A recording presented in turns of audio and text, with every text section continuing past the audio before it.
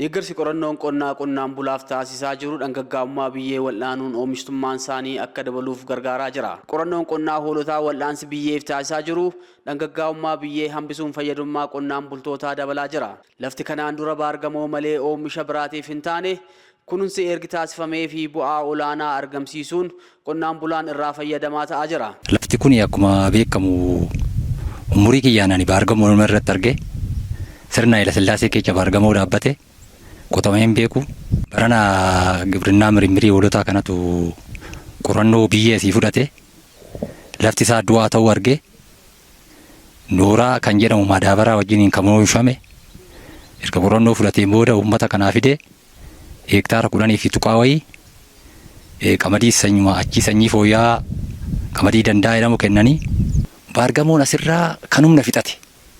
Sirna Haayile Sillaasee waan dhaabbateef waggaa 4 waggaa 5tti gaa inni baargamoo qacaacaa gatii hin qabne tan tureedha. Har'a kun erga irraa badee waggaatti qamadiin irraa oomishamu nu nama naannoo keenyaa daa'ima keenya maatii keenya fi mootii gabumaafillee sirriitti gaatan ta'eedha. Sanyii haaraa qorannoo qonnaarraa argataniin oomishuu isaaniitiin oomishaaf oomishtummaan qonnaan bulaa akka dabalaa jiru taasisee jira. Lafa baargamoo ture. Lafa baargamoo kana baargamoo waggaa 4tti illee hin geechu. Waggaa 5 akka baabitti tan ishii gurgurru qorannoo qonnaa hoolotaa faana taane sanyii haaraa nuu kennanii gaafa facaafnu humnaa ol nuu ta'e qamadiin isaan nuu kennanii qamadii limmuu jedhamu nuu kennanii qorannoon qonnaa baay'ee nu deeggaree sanyii haaraa nuu kennuudhaan. Kaayyoon guyyaa har'aa waa'ee fayyummaa biyyee waliin wal qabatee rakkoo qonnaan bulaa bira jiru karaa furmaata ta'uu danda'uun yeroo garaagaraatti qorannoo garaagaraa gaggeessuudhaan akkamiin qonnaan bulaan keenya gabbina biyyeessaa jalaa hanqate kana gara oomishaatti deebisuu dandeenya kan jedhuun teknoolojii sana jijjiiruu danda'an filannoowwan garaagaraa qonnaan bulaa keenyaaf ta'uu danda'an bakkee garaagaraatti yaalii adda addaa gaggeessinee gara qonnaan bulaa deemanii qonnaan bulaa fayyaduu danda'an keessaa tokko garbuu amma ilaalaa jirru kanadha. Fayyummaa biyyee wal'aanuu gabbinni biyyee akka dabaluuf qorannoon qonnaa hoolotaa xiyyeeffannoon hojjechaa jira. Qorannoo qonni hoolotaa kana yaalii kana baay'ee na wajjin taaranii lafti kun duraan callaa gadi bu'aa galchaa turaayu. Garuu amma immoo erga isaan yaalii godhanii biyyee kana qoratanii waan kana nu godhanii callaa guddaa asirratti argamaa jira waan ta'eef baay'een isaan galateeffadha jechuun barbaada. Tarsiimoo mootummaan fayyadummaa qonnaan bulaa mirkaneessuuf hojjechaa jiru galmaan ga'uuf qorannoon qonnaa hoolotaa qorannoo hedduu gaggeessuun bu'aa qabeessa ta'uusaa beeksiseera.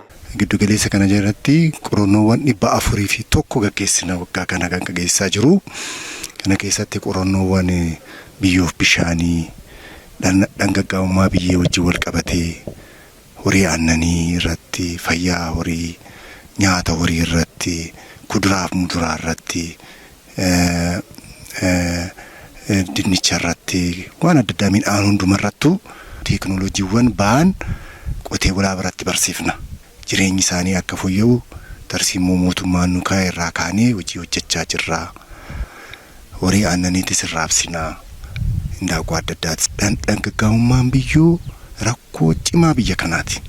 Kanarratti immoo teeknooloojiiwwan gara 4 akkana qabnaa. Innis tokkoffaa nooraa fayyadamuudha. Kan biraa immoo kanarra ilaaltaa jirtan xaa'oo biyyoo dhangaggaa'ummaatiif filatamee dhufe Osimaas jedhamu isa beeksisaa jirra. Bakka nooraan hin argamnetti xaa'oo Osimaasii kana fayyadaman lafa kana yaaluu danda'u oomishallee dabaluu danda'a. Gamoon waggaa 4tti ga'a. Qotee bulaan keenya nyaatee buluu qaba. Oomisha waggaadhaan gurguratee galii argachuu qaba. Ijoollee isaa ittiin barsiisuu qaba. Kanaaf lafa baargamoon irraa buqqee midhaan akka ta'u agarsiifnee jirra.